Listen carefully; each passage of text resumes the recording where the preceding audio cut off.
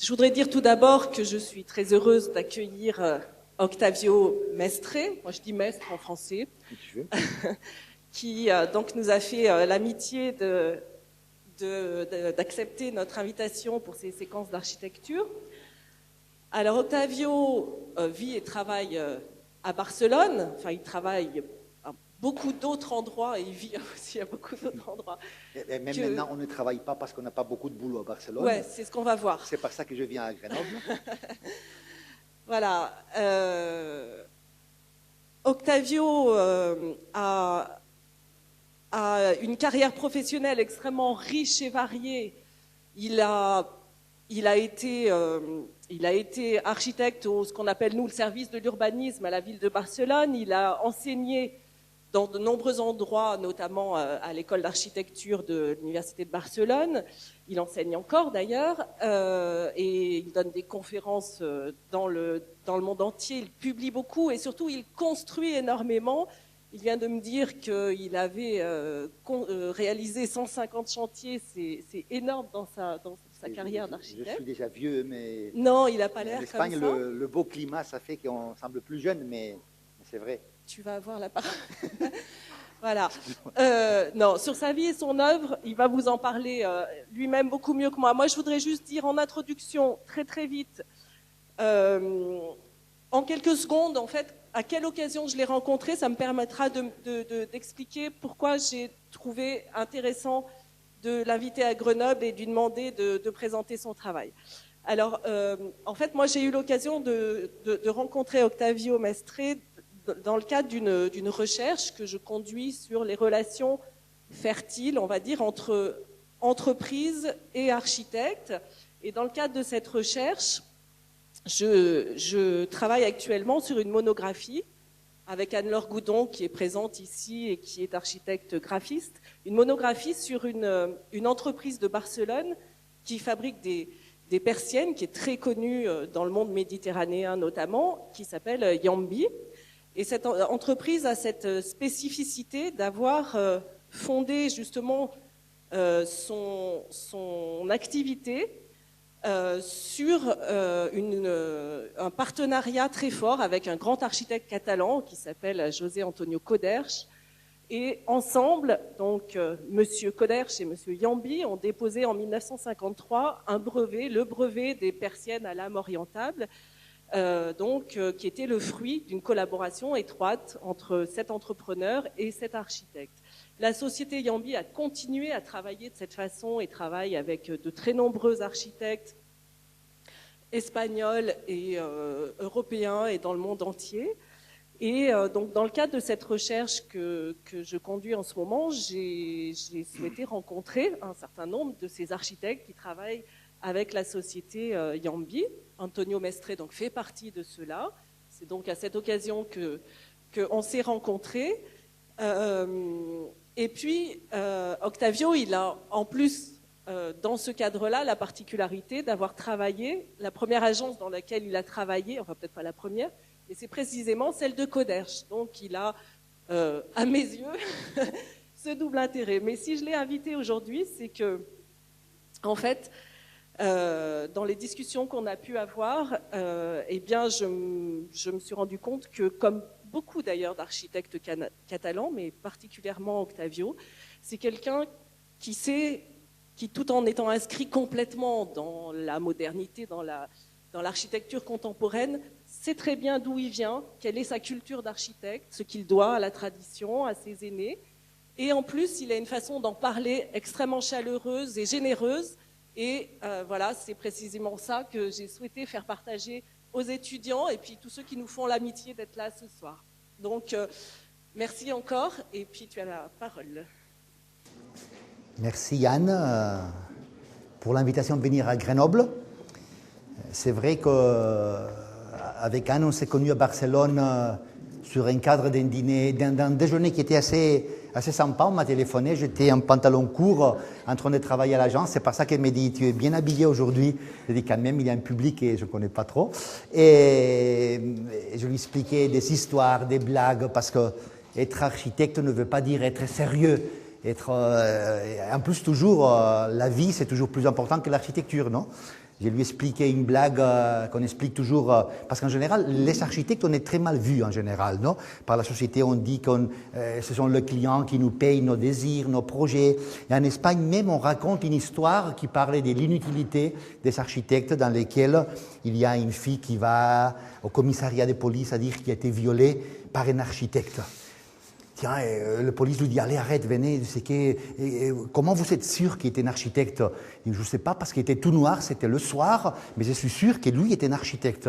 Mais lui avait vu qu'il venait avec une sape, qui descendait tout habillé en noir, avec Jean Nouvel chauve, avec le bouton comme ça, qui semble un prêtre, qui prédique la bonne nouvelle de l'architecture mondiale.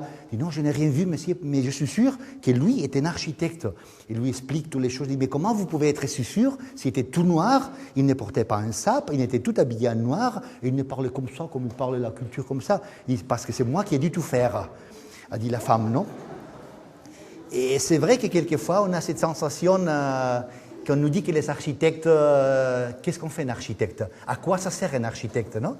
Je me rappelle une fois, j'étais étudiant, j'imagine que vous ici à Grenoble, on vous a fait sortir dessiner à l'extérieur, parce que première année, deuxième année, on va toujours dessiner à l'extérieur, les maisons, comme ça, non? Je me rappelle une fois, j'étais en train de dessiner à Barcelone, sur la place Royale, est venu un petit gamin qui m'a dit qu'est-ce que vous faites? Est-ce que vous êtes un dessinateur? Et je lui ai dit non, j'étais encore un étudiant, mais j'ai dit non, je suis un architecte, non, parce que ça me faisait du plaisir, je suis un architecte. Et il m'a dit, qu'est-ce que font les architectes? Il m'a demandé. Et je lui ai dit, les architectes, on fait les maisons, on fait des bâtiments. Et, ah, vous êtes maçon comme mon papa, non? Et c'est vrai que ça m'a fait penser parce que dans la construction, et c'est vrai que nous, on a construit pas mal de choses, tout le monde s'approprie des choses qu'on fait, non? Et je crois que ça, c'est bon dans le processus, non? Que le plombier, que l'électricien, que le mec de la serrurerie, sans que le chantier est à eux, non? Et il explique comment chantier qui ont participé, qui ont conçu, parce que c'est vrai que sans des bons industriels, c'est très, très difficile à faire passer l'architecture, non? Je suis été prof à plusieurs universités européennes. Je suis été prof une année aux États-Unis. La crise après les Jeux Olympiques de 92 en Espagne, je l'ai résolue en allant faire de prof à Rhode Island, aux États-Unis, à RISD, la School of Design. Et c'est vrai que là, j'ai vu qu'il y avait une culture architecturale qui était très pauvre en général, non? Les étudiants travaillaient beaucoup, mais il n'y avait pas cette culture architecturale comme nous, on a à Barcelone, et j'imagine aussi vous aussi à Grenoble, en France en général, dans laquelle on sait d'où on vient, on travaille avec l'histoire, parce que quelquefois, l'architecture contemporaine a voulu faire une sorte de tabula rasa, penser que c'est nous qu'on réinvente le monde, non? Les chansons de Moustaki, probablement vous ne connaissez pas Moustaki, mais à mon époque, Moustaki était... Si, tu connais Moustaki. Moustaki, à mon époque, c'était ma liberté, blablabla. Mais c'est vrai que c'était nous qu'on allait découvrir le monde et qu'on allait réinventer le futur, non? Mais c'est vrai que quand on devient plus vieux, et moi je suis prêt à faire 50 années dans un mois, c'est vrai qu'on se voit une petite partie d'un processus qui est beaucoup plus long, dans lequel on essaye d'apporter les choses qu'on sait faire, mais pas d'autres, non? Et en plus, il y a toujours une concurrence énorme. Une concurrence qu'à Barcelone, il y a 11 000 architectes enregistrés à l'ordre à Barcelone. Et en plus, il y a tous ceux qui ne sont pas enregistrés, qui travaillent pour d'autres architectes, des agences. Ça fait que probablement, il y aurait une population d'autour de 40 000, 50 000 architectes qui habitent Barcelone. Vous imaginez, vous levez une pierre et vous trouvez 4 architectes et un petit insecte reptile, non? En reptile, non? Ça fait qu'il faut laisser la pierre parce que sinon les architectes sortent, il y en a 54 000 à ce moment-là. C'est encore plus compliqué pour faire passer les choses, non? Mais comme je sais que de plus en plus, vous tous, vous allez vous travailler en vous confrontant avec l'histoire, et en plus, comme je sais qu'Anne-Laure venait pour m'écouter d'Albi, tu imagines, quelle bêtise, venir d'Albi pour m'écouter, s'il peut m'écouter en Albi. Elle me dit, viens, Albi m'expliquer, je lui explique. Mais je pensais qu'il serait bien de vous expliquer des projets qui ont à voir avec l'histoire. Parce qu'avec l'histoire, vous allez vous confronter tous dans votre travail contemporain comme architecte. Je crois que la chose que je voulais vous dire surtout, c'est que j'essayais de diviser les projets que je vais vous montrer dans 4 ou 5 groupes, non? Parce qu'il y a quelques groupes dans lesquels tu fais un projet en centre-ville, mais c'est un projet contemporain, non? C'est un projet dans lequel tu as un terrain vague, tu as un site où tu travailles, non? Ça, c'est un des premiers projets que je fais à la rue Homero de Barcelone. C'est un projet d'habitation dans un quartier à côté d'une petite montagne, le Puchet. Tout ça sont les lames des Yambi, les lames avec lesquelles je travaille continuellement parce que sont los mejores, ce sont les mieux. Ça fait que se faire entourer de ces gens, c'est toujours intéressant. Et là, c'était un projet dans lequel on a fait des appartements. On a essayé de travailler avec la brique parce que tous les quartiers, c'est un quartier en brique, années 60, mais avec une brique qui était faite à la main, parce que toujours la qualité des choses faites à la main, quelquefois, sont diverses des préfabrications. On a fait des appartements et pour moi, ce qui était important, c'était de concevoir la façade qui est comme un seul trou, comme l'œil de Polyphémo. Je disais que ce projet, c'est l'œil de Polyphémo, dans lequel vous pouvez voir que tout ça peut se lire comme un seul trou, que quand les Yambis sont fermés, on n'a que le trou, mais en plus, il y a une sorte de mobilité complète sur les façades qui te permet, en théorie plutôt random, un peu comme Stephen Hall parle dans ses écrits. Cette aléatorité, cette théorie qu'on peut trouver les choses toujours d'une façon ou d'une autre, non? Bon, ça, c'est les plans d'étage. Il y a des appartements qui donnent côté rue, des appartements qui donnent côté la cour centrale. Ici, on a fait, pour ne perdre pas un appartement, on a fait la connexion à travers un appartement d'un côté qui faisait partie, qui était du même propriétaire, du même promoteur. Et ici, on a fait un tout petit jardin japonais avec un ascenseur en verre panoramique que vous allez voir, les façades, les coupes. Et là, les images, non? Pour moi, il était très important de faire que les coursives, que les balcons s'ouvraient pour forcer encore plus la perspective d'une rue qui monte vers la petite forêt qui est à côté. Là, vous voyez l'aléatorité de ces lames qui permet de trouver ça, la connexion entre les deux bâtiments, le courrier qui est intégré dans le mur et le petit jardin qui est intérieur avec l'escalier qui monte, qui permet de rattraper tous les appartements, tout habillés en bois, un bois de cirerier assez clair. Et les lames c'est des PVC qui permet, même si les cuisines donnent sur la cour, ce n'est pas une cour pour faire la buanderie, la lessive, mais c'est une cour que c'est un vrai espace de relation de tous les appartements qui donnent sur cette cour, non? Le soir, avec l'ascenseur panoramique en verre qui sort des parkings, traverse le jardin japonais et arrive jusqu'à la claire-voie qui est à nous, non? Que là vous pouvez voir, une sorte de jeu. Moi je disais ça, j'essayais de dissigner ça comme, je ne sais pas comment vous dites en français, en espagnol ça s'appelle rayuela. C'est un jeu que les enfants font. Vous comprenez bien. Pues, on a essayé de jouer avec les verres comme ça. Tous les verres jetaient l'eau vers un côté. Ici, il y avait un canalon qui faisait que quand il pleuvait, un peu comme Le Corbusier à Roncham avec l'égout qui donne directement contre une fontaine pour faire du bruit avec l'eau qui tombe, non? Là, vous pouvez voir la terrasse supérieure des appartements. Et là, c'était la cour pour permettre aux appartements de faire laisser les vêtements de la buanderie à l'extérieur, même si on a des machines à laver, à sécher. C'est toujours dans l'esprit des pays avec beaucoup de soleil de pouvoir éteindre la lingerie à l'extérieur avec une certaine privacité. D'autres habitations qu'on a fait dans ces cas-là à Tarrasa, là on est en plein centre-ville, c'est un vieux bâtiment d'une banque qui a transformé l'usage des bureaux en appartements. On a essayé de créer des appartements qui étaient assez petits. Ce sont des appartements qui ont un séjour avec la cuisine intégrée et qui ont une chambre à coucher avec la salle de bain ensuite. Comme on ne pouvait pas toucher l'escalier qui existait originalement, qui est dans un côté, on a proposé à la mairie de faire une coursive en verre qui ne comptabilisait pas comme mètre carré, mais qui permettait, en occupant l'espace de la cour intérieure, de pouvoir entrer tous les appartements de la même façon qu'on a créé une double peau avec ces matériels, avec le Prodema.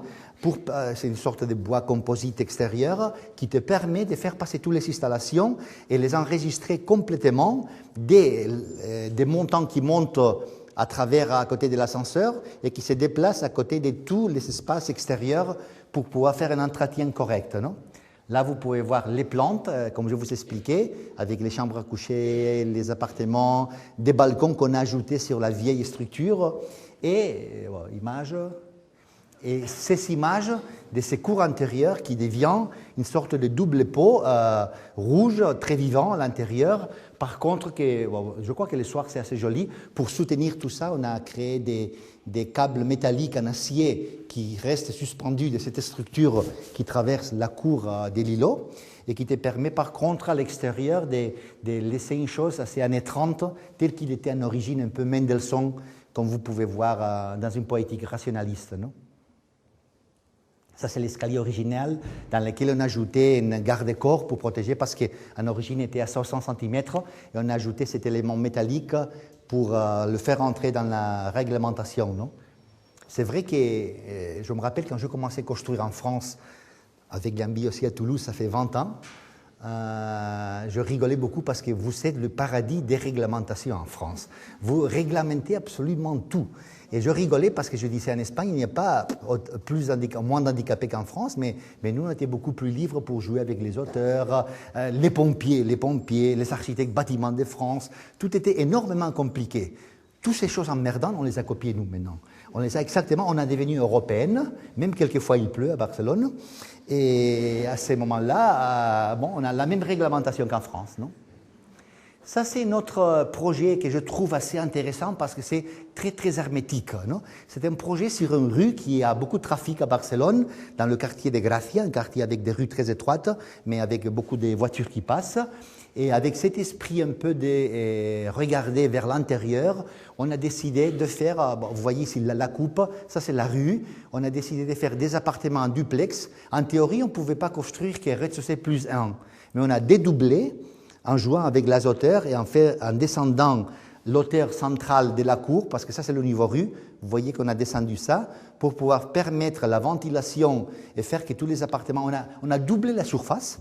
C'est une chose que les promoteurs adorent extraordinairement, doubler la surface, non? Parce que toujours c'est voir où on peut tricher avec la réglementation, mais toujours jouer avec où est-ce qu'on peut gagner des mètres carrés en plus, non? Et ça nous a permis aussi de faire ces appartements en duplex avec des terrasses ou des jardins à 3 minutes à pied de Paseo de Gracia Diagonal, qui est le plan centre-ville de Barcelone, non? Là, vous voyez la façade telle qu'il est fermée. Là, vous voyez les appartements, le passage qui donne accès aux appartements qui restent en arrière, avec toute la partie des cuisines, salles de bain, escaliers qui montent à la toiture, et toutes ces pièces qui sont des chambres à coucher, mais qui par contre, ils étaient déclarés comme des bureaux, comme des ateliers, parce qu'à Barcelone, on ne peut pas faire des chambres à coucher sous la ligne du rez-de-chaussée, parce qu'en principe, c'est un sous-sol, non? Mais tu déclares que c'est une salle à jouer pour des enfants qui ne dorment jamais, parce qu'ils font toujours la fête, et à ce moment, après, ils dorment parce qu'ils se fatiguent quand ils font la fête, non? Et bon, finalement, on a doublé la surface, et ça, il a permis que le promoteur gagne plus d'argent, et nous, on nous a permis de faire une architecture probablement plus intéressante, telle que je peux vous montrer. Là, vous voyez le duplex avec l'escalier qui monte. Comme on ne nous laissait pas surpasser l'auteur, on a fait une chose pour moi qui était très importante ici, pour rester encore plus neutre, plus hermétique, si on peut dire, c'est de créer cet acrotère qui reste derrière les lames en bois et qui te permet de l'extérieur de ne voir pas aucun élément de finition du bâtiment. Ça fait que ce sont des lames qui finissent comme ça. Ici, on crée cette petite trou dans laquelle on peut mettre les rideaux. Et ici, il y a cette claire-voie qui a un mécanisme domotique que dès qu'il voit une personne qui commence à monter, il s'ouvre automatiquement. Si tu la laisses ouverte, il pleut, automatiquement il se ferme. Non? Ça fait qu'il te permet de ne pas construire un volume sur la toiture qui ne nous permettait pas la mairie. Non? Là, vous pouvez voir le bâtiment avec les fenêtres qui s'ouvrent. Non? C'est un peu comme, je ne sais pas si vous avez en France, les calendriers des Advent, que les petits-enfants mangeaient des chocolats tous les jours. Mes enfants adorent ça, non? Et vous aussi, parce que je vois que vous rigolez. C'était comme des calendriers d'Advent, ça c'était mon image, pour lesquels je faisais que les façades pouvaient rester complètement ouvertes ou par contre fermées. Là, vous pouvez voir, il n'y avait qu'une fenêtre fixe qui était la fenêtre de l'escalier.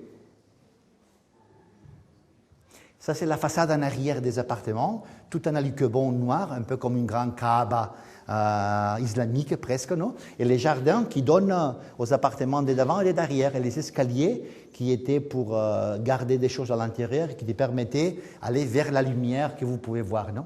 Et ici, ce sont les appartements en arrière dans lesquels on a mis le bois de l'autre côté, perpendiculaire. Si la façade verticale, sur côté rue était verticale, ici c'est des éléments horizontaux avec des persiennes et la terrasse praticable que vous pouvez voir là-haut avec l'acrotère suspendu à l'intérieur derrière les vitres.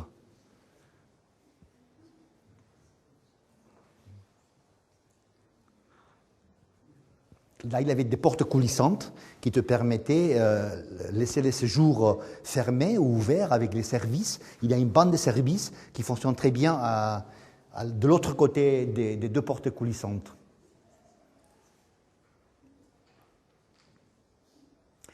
Ça, c'est le dernier bâtiment.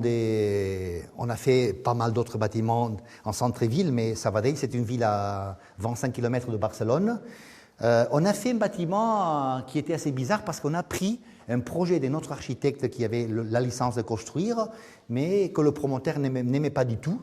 Et comme l'architecture, c'est un peu comme la vie, que c'est toujours une question d'amour, finalement, un jour on a dîné ensemble, je lui dis ben, qu'est-ce que tu préfères, faire une chose que tu aimes ou faire une chose que tu n'aimes pas, parce que tu peux la faire tout de suite. Non? Ça fait qu'on a profité le permis construire de l'autre confrère, on lui a piqué le projet, et finalement, on a continué en travaillant avec notre projet. C'était là le site, c'est un site d'un quartier industriel qui est en train de se transformer en quartier d'habitation.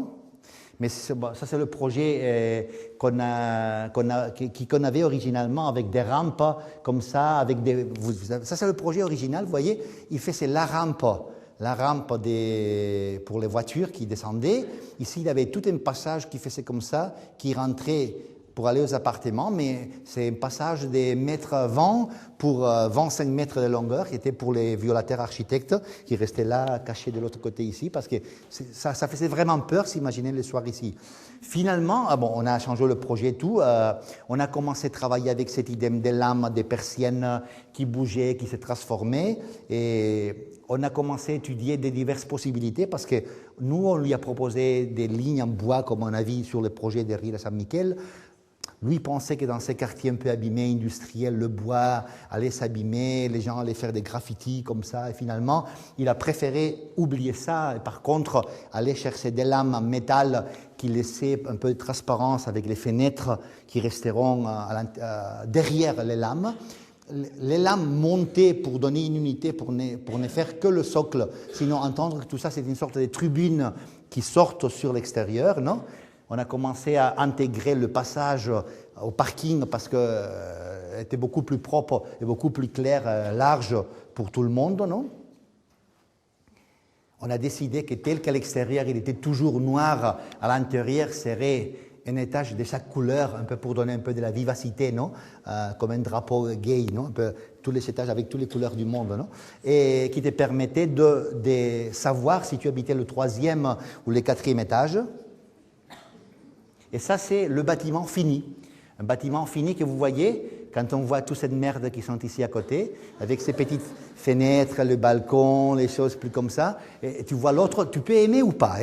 Moi, j'accepte si vous n'aimez pas. Mais par contre, il avait une rotundité, une force du projet qu'on voulait montrer avec tous ces éléments. Là, vous pouvez voir l'immeuble de l'autre côté, avec une fenêtre ouverte. Tout ça, c'était coulissante. Par contre, que tout ça, c'était dépliante. Vous voyez là, toutes les fenêtres qui se dépliaient. C'était des éléments, je crois, avec une force, surtout pour un quartier industriel, appelé à ces matériaux métalliques qui pouvaient être, je pense, plus intéressants. Et quand il restait le soir fermé, ou un jour qui n'avait pas les habitants, vous pouvez voir ça comme une sorte de peau hermétique très lisse, très dans le mouvement contemporain. Par contre, à l'intérieur, vous voyez les forêts, entre guillemets, de bambous, avec tous les étages de toutes les couleurs, non?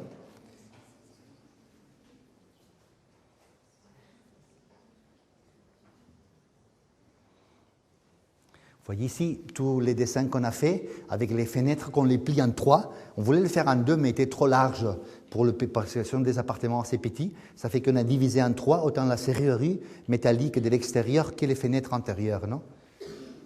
Bon. Faire de l'architecture contemporaine parce qu'il faut être toujours contemporain, parce qu'on ne peut pas faire autrement, c'est une chose. Le problème, c'est quelquefois, quand la réglementation te permet d'ajouter des étages en plus, et à ce moment-là, toi, tu dois dialoguer avec l'histoire, mais pas avec l'histoire qui est dans un côté, sinon l'histoire qui est vraiment dedans ton propre bâtiment, non? Ça, c'est probablement un des projets les plus connus que nous on a fait à Barcelone, aussi avec Jambi. C'était un vieux bâtiment en évente, un peu français, je dis français avec les mansardes, un peu Paris, parce que ne le dit à personne, mais Barcelone, il a toujours voulu être Paris pour ne pas être Madrid. Ça fait qu'on a toujours cette sorte de relation un peu bizarre d'amour et odio, non? Et en français, odio, et si, à peu près. Bon.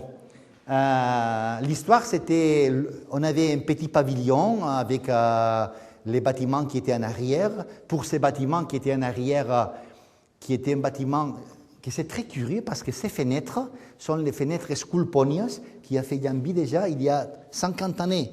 Et nous, on a changé ça pour un autre projet Jambi plus contemporain qui est, bon, il y avait aussi un mur mitoyen sans aucun intérêt, vous voyez, on a ouvert tout ça, on a ouvert un grand trou, toujours, si on peut, quelquefois les architectes, on a un problème parce que si on peut faire facile, pourquoi on doit faire les choses difficiles, non?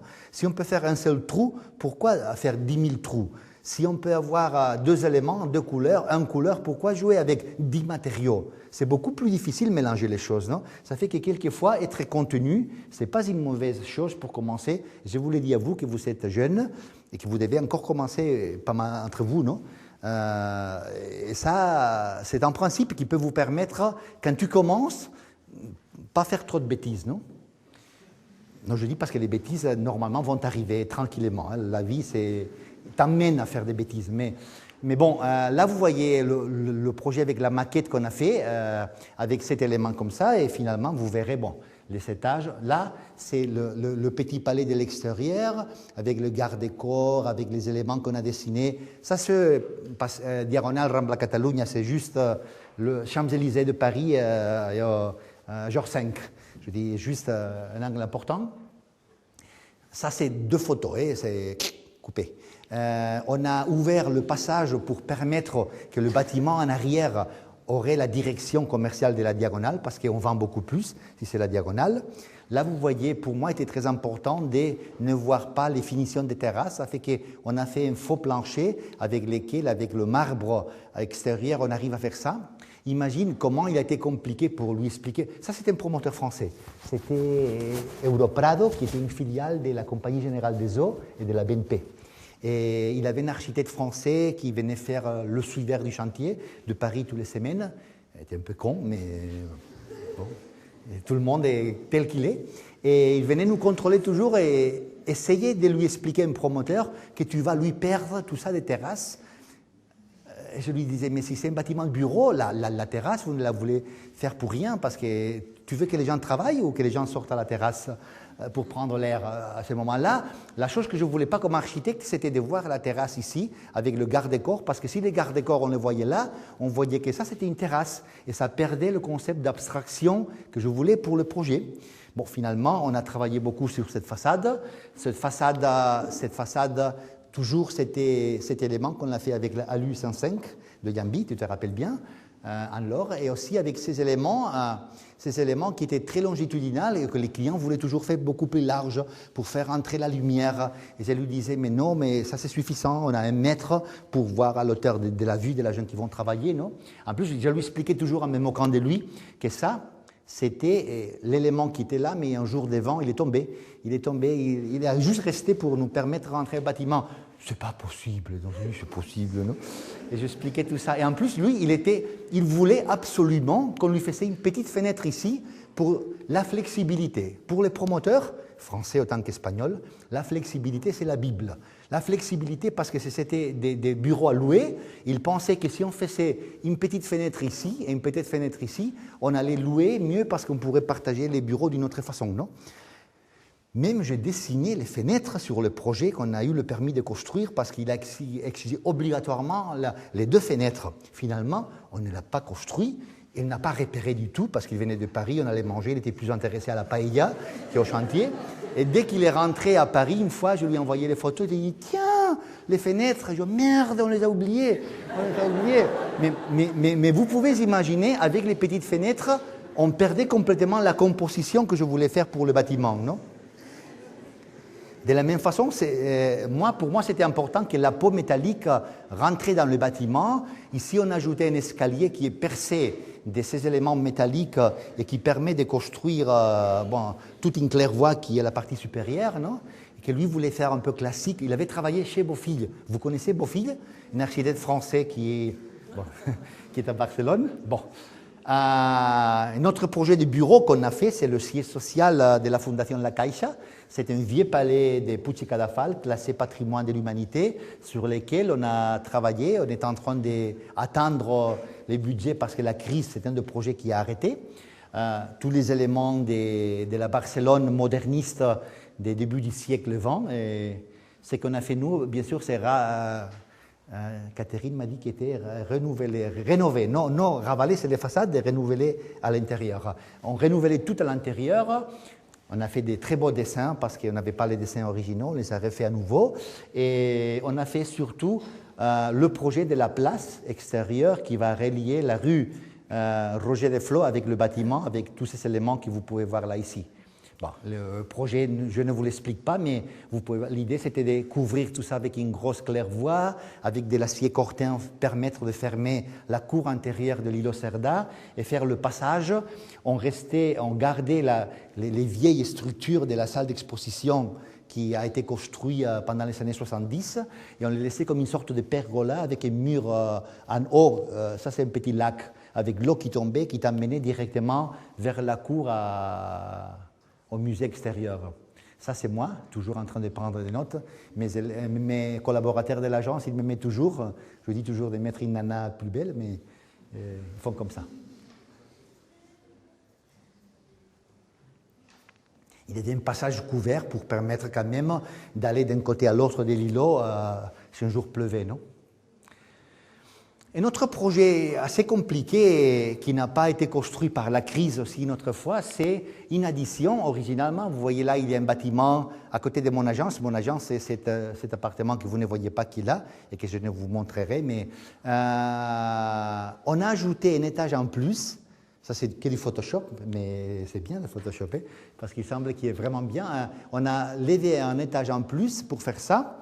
Mais ce qui était intéressant ici, c'était qu'on a fait 4 appartements sur l'étage qu'on pouvait ajouter, mais comme on pouvait ajouter un 16e étage qui était en retiré 5 mètres de la rue, je fais que ces 2 appartements passant d'un côté à l'autre, il y avait une terrasse devant, une terrasse derrière, mais par contre, ces terrasses ici, on pouvait les donner avec des escaliers intérieurs qui commençaient au séjour des appartements de la plante inférieure, de l'étage inférieur, et qui permettaient de monter et faire que chaque appartement avait sa terrasse particulière.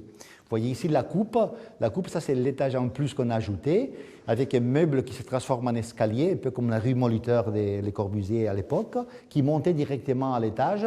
Et ici, on a fait cette sorte de toiture inclinée, qui est un peu comme la toiture des Gaudi à la Casa Batlló, un peu comme un dragon, parce que je ne pouvais pas sortir des gabarits qui me donnaient la réglementation, non? Et faire ça, ça fait villa suisse, un chalet suisse, non? Habitation individuelle. Mais faire ça, c'était plutôt une sorte plus intéressante de choses, non?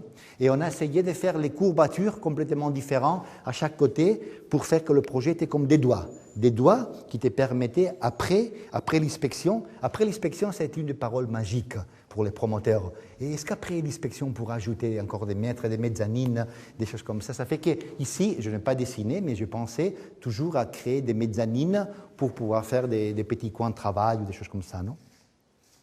Ça, je voulais vous les montrer parce qu'on est dans une école, et quand on est dans une école, il ne faut pas garder les secrets. Si on veut être prof, et moi j'adore partager avec les autres les expériences, je crois que c'est intéressant de vous expliquer les trucs, les secrets, parce que sinon, Ce n'est pas honnête de le garder pour toi, non? C'est toutes les études avec des programmes informatiques qui te permettent de voir avec 2 nouveaux étages comment les structures changent et dès qu'il devient bleu, c'est plus dangereux. Vous voyez bleu clair, bleu foncé, le rouge qui devient jaune, qui devient verte. Tous ces processus expliquent comment les façades et les éléments souffrent en train d'ajouter et voir s'ils peuvent soutenir ou pas, non? Des images de ces structures qu'on voulait ajouter avec les clairvoies, mais qu'on n'a pas fait. Et d'une chose pareille, on a fait un projet aussi d'extension d'une nouvelle partie dans un autre bâtiment de l'extension, que pour moi, ce sont les choses les plus difficiles, parce que quand il faut ajouter, ça c'est le bâtiment original, vous voyez qu'ici on doublait, c'est presque un clonique, on doublait un bâtiment. Construire ce type de bâtiment, même si c'est avec une solution ou avec une autre, c'est tout avec un ascenseur qui devait s'intégrer ou pas. Ce sont des choses très, très, très difficiles à faire parce que dialoguer avec l'histoire à côté, c'est une chose, mais dialoguer avec l'histoire s'imposant, en montant sur le bâtiment historique, ce n'est pas la même chose toujours, non? Ça, c'est une des choses que, cette extension qu'on a fait. Vous voyez ici un vieux bâtiment, ici on avait le permis de faire 2 étages en plus.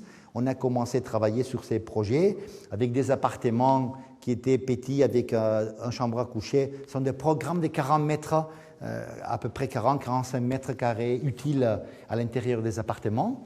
Ça sont plus grands, des 60 avec 2 chambres à coucher. Et ça donnait directement sur la façade, non? Mais ce qui est important pour notre projet est surtout voir comment, quand tu construis une structure comme ça, normalement, tu le construis toujours avec une structure métallique parce qu'il y a moins de poids que construire le mur massif avec de la brique, non? Et surtout, à ce moment-là, l'important, c'est de comment tu fais la transmission des charges d'un système de poteaux qui est ponctuel à un système linéaire qui est des murs de charges originaux du bâtiment, non? Ça, c'est un peu l'idée qu'on avait pour faire tal. Et là, vous voyez l'extension avec toutes les structures métalliques, avec les trous qu'on a déjà laissés pour passer toutes les installations, mais que finalement, la crise a arrêté pas mal de projets à ce moment-là.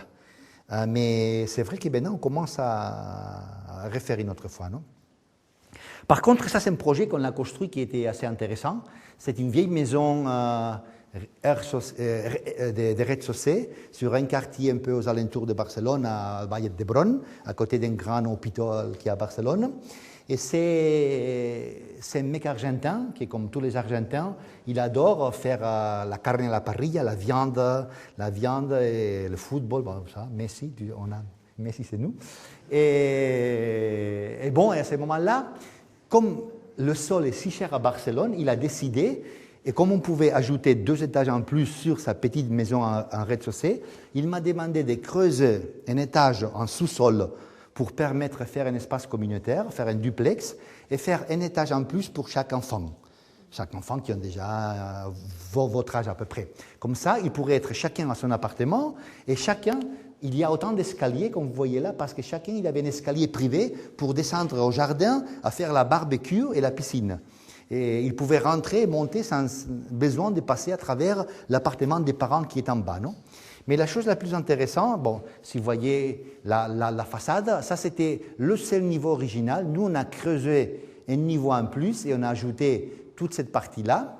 Comme la réglementation nous permettait d'ajouter plus 2 étages, on a comprimé ça à 2,50 mètres, qui est le minimum qui nous permet la réglementation, pour permettre d'avoir 4,20 mètres ici. Au lieu de faire 3,5 mètres et 3,5 mètres, on a fait 2,50 mètres pour gagner le mètre pour l'autre appartement et après l'inspection, bien sûr, toujours, faire cette mezzanine qui va permettre à la fille d'avoir 2 appartements pour les futurs enfants qui n'ont pas et que le père, mon client, ne désire pas qu'il a avec le mec avec lequel il sort maintenant. Parce que c'est... Les parents, on est toujours comme ça avec les filles. Mais bon, ici, vous pouvez voir toujours ces histoires de lames, ces histoires de peau avec ces sortes de casquettes, avec les escaliers. Un escalier, on profite toujours pour mettre en dessous un autre escalier. C'est une sorte d'abracadabra appartement avec un cube de Rubik, assez compliqué, mais qui permet une liberté que vous allez voir. Ça, c'est la maison originale, vous voyez. On a creusé, on a gardé la maison pour ne perdre pas les mètres carrés. Il aurait été beaucoup plus bon marché tout démolir et reconstruire. Mais si on perdait 24 mètres carrés à 6 000 € le mètre carré, le client il m'a dit il faut absolument conserver la maison. Et on a percé comme si c'était des petites tapas avec les comment tu dis? Avec les cure-dents. Palillos. On a commencé à mettre les poteaux comme des palillos, tic, tic, tic, tic, dans la maison. Vous voyez là, il a commencé à... Ça, c'est les aliens, le 8e passager, non, qui commençait à creuser. Ça, c'est toutes les structures métalliques de la couverte. Et finalement, ça, c'est le bâtiment. On ne reconnaît pas du tout, c'est vraiment un extraterrestre. C'est un ovni qui est descendu dans le quartier, dans lequel vous pouvez voir l'escalier qui va monter aux appartements des fils. Toujours l'idée d'avoir un seul œil, non? Ça, c'est pas, excuse-moi, avec Gambi, parce qu'on a demandé le prix, était trop cher pour les clients, et il a préféré Gracer, mais ça arrive quelquefois. Quelquefois, on couche avec les autres, mais on ne dit jamais personne. Et ici, vous voyez, il y avait ici toutes les portes qui étaient masquées, qui donnaient accès aux différents escaliers des différents appartements. Là, vous voyez l'escalier le soir, les escaliers intérieurs, la cuisine des appartements, toute la partie vitrée, tous les niveaux qu'on a gagnés en plus pour faire la piscine, la barbecue, avec tous les sols en verre. La façade postérieure avec toute cette structure, la cheminée de la barbecue, c'est comme le bateau qui vient là. Et comme je vous dis, on peut accéder directement de chaque escalier des appartements. Et ça, c'est l'appartement de la fille, en rez-de-chaussée, avec la cuisine qui peut être intégrée ou pas pour prendre le petit déjeuner sur cette comptoir ou directement sur le salon. Et avec cet escalier, on monte et on va à la partie qu'on a gagnée après l'inspection. Tout ça, c'est la partie nouvelle qu'on a gagnée après l'inspection. On avait un faux plafond il est tombé juste le jour après que l'inspection est passée pour regagner les mètres d'en plus et faire les appartements avec toutes les structures que vous pouvez voir là. Ça, c'est aussi une autre tradition assez compliquée. C'était une vieille maison années 60 sans aucun intérêt qui a acheté un ami à moi pour lequel on a déjà fait une maison. Mais il a divorcé. Ça arrive aussi en Espagne. Il est remarié avec une autre femme qui habite Colbato et, casualité de la vie, il a acheté la maison qui est à côté des parents de la nouvelle femme. Je lui dis c'est une mauvaise affaire, c'est une grosse erreur, mais il avait déjà acheté la parcelle. Il nous a demandé de changer l'image de la maison qu'ils ont achetée à côté des beaux-parents, le pauvre. Vous voyez, la maison n'avait aucun intérêt. Ça, c'était la maison originale. On a changé tout. On a voulu ajouter un corps pour destiner ça au garage et faire le séjour avec un côté beaucoup plus tranquille qui est ce côté-là, avec le dialogue entre le nouveau et le vieux. Sûrement, on avait sur la tête l'idée. Ça, c'est à côté de la montagne de Montserrat, à Colbato, un tout petit village, non? C'est un peu. On habillait en bois. On habillait en bois le vieux bâtiment, on changeait avec l'acier cortin, on faisait cet élément avec le bois qui rentrait de l'autre, on ajoutait la piscine et on faisait tous les complexes avec le dialogue des deux pièces qui parlaient entre elles. Non? Le problème ici, il a été l'architecte municipal qui, comme c'est un site à côté de Montserrat, la montagne sacrée de Barcelone, il faut garder la toiture à deux pentes, il faut voir les tuiles. On a discuté énormément sur le processus de construction. Il disait que ça n'était pas une maison, c'était un théâtre. Quand tu expliquais mais ça c'est le problème parce que si c'est le client, c'est les clients, mais si le client est d'accord et c'est l'architecte municipal qui a étudié dans une école d'architecture, je ne sais pas à quelle école il a étudié, mais c'est énormément compliqué de faire passer les choses parce que la réglementation dit qu'il faut voir les tuiles. Ici, on ne voit pas les tuiles. Et à ce moment-là, tu faisais un côté transparent, tu montais un côté des tuiles. Non, on ne voit pas trop les tuiles. Et l'histoire avec des tuiles. Et ça, c'est pas une maison. Je dis, c'est pourquoi pas, c'est pas une maison, non? Ça pourrait, Catherine, je sais pas si c'est pas, oui, Catherine. Ah, là. Ça pourrait être un peu tes montagnes, non? Des Annecy avec Grenoble. Et je voulais parler avec les deux bâtiments en bois qui se parlaient entre eux, non? Finalement, après ça, non, il disait que la réglementation qui devait être en pierre. Et bon, c'est bon, s'il faut être en pierre, on la fera en pierre. Après, je pris la pierre de Peter Zumthor dans les termes de Valls et je fais un collage avec ça. Il m'a dit non, il faut que tu me donnes le râle de la pierre. Je lui disais, mais qu'il est con l'architecte. La pierre n'a pas un râle parce que la pierre, c'est un matériel naturel. Râle, il a une serrurerie, mais la pierre n'a pas un râle, non? Finalement, toute cette histoire qu'on a fait, Je disais, ici, si tu regardes bien, tu peux voir les tuiles. Dieu voit les tuiles. Et non, mais arrête, non sais qui, tu te moques de moi, mais non, pas du tout. Bon, ça c'est important parce que être séducteur, quand tu donnes des conférences aussi, mais ça c'est pas trop grave, mais quand tu fais des chantiers avec les clients, avec les promoteurs, avec les autorités pour avoir le permis, il y a toujours un jeu que c'est un peu comme, quelquefois j'explique que c'est comme quand le chien se trouve, non? S'il y a un chien qui trouve un autre chien, un chien fait rrrr, et c'est vraiment l'autre chien lui fait rrrr. C'est vraiment tu penses, ou j'ai fait rrrr encore plus fort, ou je pars tout dignement comme ça. Non, et ça arrive un peu, non? Parce que quelquefois, les règles existent, mais les règles sont interprétables, non? Finalement, cette maison avec les tuiles, avec les... Je dis, tiens, tu vois les tuiles ici? Finalement, on a changé le projet, une chose beaucoup plus tranquille. L'idée, c'était la faire en pierre locale. Finalement, la crise, il a arrêté aussi le projet, mais j'espère que cette couple ne va pas divorcer. On pourra continuer quand la crise sera passée. Non, tu vois, ici, on a mis les tuiles, mais dans le vrai projet, on allait continuer le mur pour ne voir pas les tuiles. Après, je dirais toujours la même histoire. Oh, c'est une erreur de projet. Mais ça, Melnikov le faisait, Terragne, il l'a fait quand il a fait les Novocomum. Ça fait que, comme dit un très bon ami que j'ai à Paris, qui dit « Mies van der Rohe est mort », Le Corbusier est mort et moi je ne me sens pas très bien normalement non plus. Ça fait qu'il faut voir qu'est-ce qu'ils ont fait les autres aussi, non? Ça c'est un hôtel qu'on est en train de faire sur la route qui va à Bagnolas, de Gérona à Bagnolas. C'est un vieux hostel de route. Vous voyez qu'on n'avait aucun intérêt. Et l'idée c'était de le transformer en une sorte d'hôtel boutique avec pas mal de chambres, tal. Bon, je vous montre les images 3D de la construction avec les éléments, avec le parking, toute la partie en bas qu'on a coupé. On a coupé complètement la vieille construction pour faire le restaurant qui s'ouvre vers les montagnes de l'autre côté. On a construit un double pot en bois, un peu pour donner l'aspect campagne, mais ce n'est pas la bois de la ferme traditionnelle, c'est une bois contemporaine avec des divers plats que vous allez voir à la construction. L'intérieur du restaurant. Et de l'autre côté, il y a un pavillon pour faire des mariages, des baptêmes, des fêtes, qui est juste à côté de l'autre bâtiment. Je vous montre des images telles qu'il est maintenant, il est sur chantier encore, mais vous voyez ici très bien tous ces éléments avec les éléments cortins. Ça, c'est l'acier qui s'intègre très bien avec les couleurs du bois. Et aussi, l'idée, c'est qu'avec le portique qu'on va ouvrir et fermer, ça donne une image. Encore, c'est en construction. Il lui manque encore 5 ou 6 mois pour finir le chantier. Vous voyez les différents plans avec les portes, avec les claire-voies qu'on a fait à l'intérieur. Ça, c'est le volume de l'appartement de la personne qui prend en charge de l'hôtel. Vous voyez là, avant de faire le bois, ici, avec le pavillon pour faire les fêtes à côté. C'est une structure très légère avec une poutre telle que Koolhaas a fait dans la Kunsthalle à Rotterdam. Toute la structure est suspendue du côté supérieur.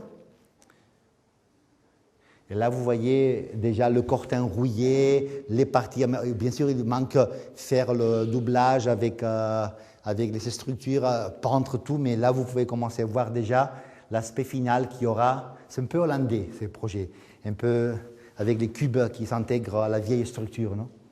Et là, vous pouvez déjà voir aussi cette calendaire d'advent qui se ferme, qui permet de se transformer toutes les façades, non? Et là, c'est toute la partie qu'on a ajoutée avec des verres énormes. Ce sont des verres qui font 3,5 mètres par 5 mètres. Il y a 16-17 mètres carrés de verre avec une double caméra intérieure pour isoler thermiquement. Parce que même si pour vous, le climat de Barcelone, c'est toujours bon, quelquefois, il fait froid aussi, je vais expliquer, non? Ça, c'est un des derniers bâtiments qu'on a fini à Barcelone. C'est une clinique. Quand je commence à travailler pour la Mutua Madrileña, il n'y avait que la peau d'un bâtiment qu'on avait détruit. Nous, on a excavé 9 mètres. On a excavé 9 mètres pour faire les salles de chirurgie, les quirophanes, les mammographies, les radios, tous les appareils qui seront en bas. Et ici, la loi nous permettait de construire 2 étages en plus et 1 étage en plus, non?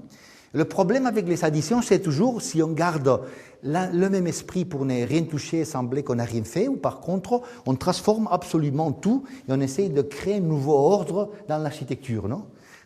Nous, on essaye bien sûr cette deuxième fois toujours, non? Moi, je crois que l'architecture, c'est comme le tennis, non? Vous savez, le tennis, non? Quand on joue, on essaye de faire un H, et s'il ne rentre pas, le deuxième, c'est beaucoup plus, pour ne pas faire double faute, non? Et ça, c'est la première H.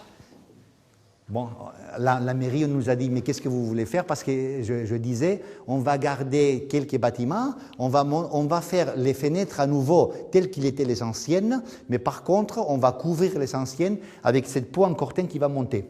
Ça, c'est à 100 mètres du Paseo de Gracia, c'est pile centre de Barcelone, non? Ces images, la commission de patrimoine des bâtiments historiques nous a dit non. Finalement, on a essayé une deuxième, et à ce moment-là, on nous a dit oui, tu vois, c'est quand même, quelquefois, je fais des choses très fortes, en sachant qu'on va me dire non, parce que d'abord, quand tu présenteras la deuxième, ils auront quelques... ça c'est mieux. Et déjà, c'est assez fort, parce qu'au milieu de la ville, avoir ce bâtiment avec ces grands lampadaires le soir qui illuminent, et toutes les fenêtres avec des boîtes chocolat qui commencent à sortir d'un côté et de l'autre, qui éclatent, et faire que l'élément descend et rentre pour essayer de faire une unité, c'était, je crois, une opération assez forte du point de vue architectural.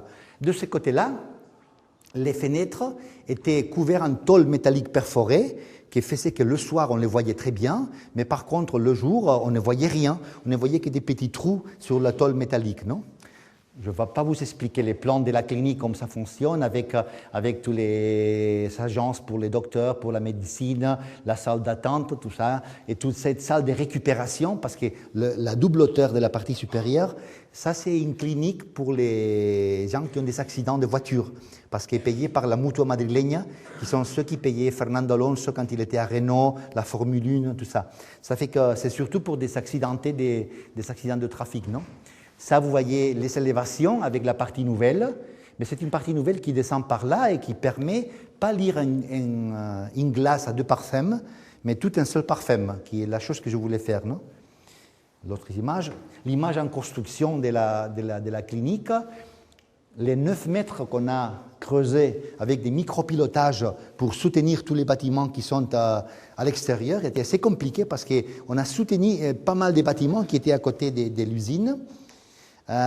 Les gros 4 poteaux qui devaient soutenir toute la façade, parce que toute la façade, il a resté juste comme une sorte de bambaline théâtrale qui était là au milieu. Ça, c'est une image de côté rue en regardant vers le bas. Et la structure qui commence à monter avec la ferraille, Je vous montre tout ça parce que dans une école d'architecture, je crois qu'il vaut la peine de montrer le processus, parce que sinon, on pense que l'architecture n'est que les images que tu vois dans la revue. Et ce n'est pas vrai du tout. L'architecture, c'est la poussière sur les souliers, c'est la sueur des gens qui travaillent en plein été à 45 degrés, et faire passer la réglementation le mieux qu'on sait, et finalement ne perdre pas le sens de beauté dans tous les processus de la construction, non? Toutes les structures en métal qui commencent à sortir, non? Les lames qui commençaient à se construire, on a décidé finalement de mettre le nom rétroilluminé sur des éléments laser avec les fenêtres qu'on commençait à construire. Ici, on a reproduit l'enduit originel avec les lames. Et finalement, vous voyez, bon, ça c'est la façade de la cour antérieure. Et là, le bâtiment fini. Le bâtiment fini dans lequel vous pouvez voir tous les éléments. Ces fenêtres que vous ne regardez pas côté rue que le soir. Ces grandes salles à double hauteur pour les accidentés des trafics. L'élément qui descend, qui rentre dans la clinique et qui parle avec toutes les fenêtres. Vous voyez, toutes les fenêtres, ça c'est juste à 100 mètres du Paseo de Gracia, Córcega Torrent de l'Olla. Ça, on vient de le finir il y a 2 mois. Ça, c'est pour les ambulances, parce qu'on peut rentrer directement de l'ambulance. Il y a un ascenseur qui t'emmène directement au chirurgien qui est dans le quirófano. Les lames, là, la partie supérieure. Et le soir, que tu peux voir tout cet élément comme une sorte de lanterne en milieu de la ville. Ça, c'est, comme je vous dis, Paseo de Gracia est juste ici à 100 mètres, à côté.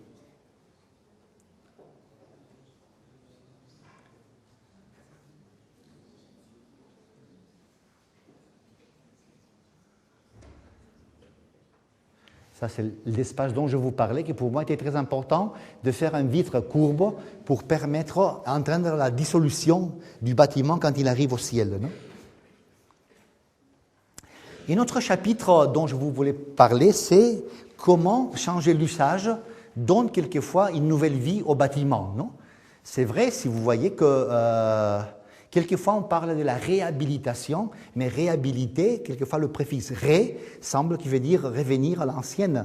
Mais réhabiliter n'est pas toujours revenir à l'ancienne, sinon ça te permet quelquefois de trouver pas mal de nouvelles idées pour donner une nouvelle vie au bâtiment. Non? Bergara 13, c'est un bâtiment juste au milieu de la ville, de bureaux. C'est un des premiers que j'ai fait l'année 89, c'est il y a 20 ans le projet. C'est un bâtiment qu'on a tout détruit, on a gardé que les structures de l'ossature parce que le client était un Français aussi, c'était la BNP. Je travaille pas mal pour les Français qui viennent à Barcelone parce qu'une des choses que les Français vous aimez le plus, c'est qu'on parle français. Et dès qu'ils venaient à Barcelone, un mec qui parlait bien français, qui peut parler, oh très bien, moi j'utilise tout ça pour avoir pas mal de commandes, mais ne les dis à personne. À ce moment-là, bon, on a commencé à travailler pour des groupes français, on a fait pas mal de choses pour des promoteurs français en Espagne. Bon, vous voyez, comme les faux plafonds étaient obligatoires et la mairie ne nous laissait pas faire tomber ce qui était le niveau du plancher, on a dû démolir tous les planchers, reconstruire le faux plancher pour avoir avec toutes les installations. Même ici, la façade postérieure, on a dû ajouter des éléments à chaque colonne que vous voyez là, on les a coupés, on a ajouté un petit morceau pour gagner l'espace du faux plancher qu'on avait gagné. Ce sont des projets très compliqués que maintenant, quand tu vois ça, tu peux dire, tiens, c'est normal, c'est une façade, on a mis une tôle métallique, on a gardé les structures en métal, en fer forgé de la vieille usine, mais ce n'est pas que ça, quelquefois c'est beaucoup plus compliqué, non? La façade principale avec l'entrée et l'entrée du parking, on a coupé ça parce que si vous voyez ça, c'est beaucoup plus large ici qu'ici, mais on l'a coupé pour permettre l'accès au parking qui était en dessous le bâtiment qu'on a supporté, non? La même chose, dans un bâtiment classé moderniste de Girona 67, on a fait pareil, mais la chose la plus intéressante ici a été on voulait mettre un ascenseur qui n'existait pas. L'ascenseur, je ne voulais pas le mettre dans l'escalier, je l'ai fait sur une cour qui était ici, qui nous permettait de garder tous les garde-corps modernistes en bois qui étaient très beaux.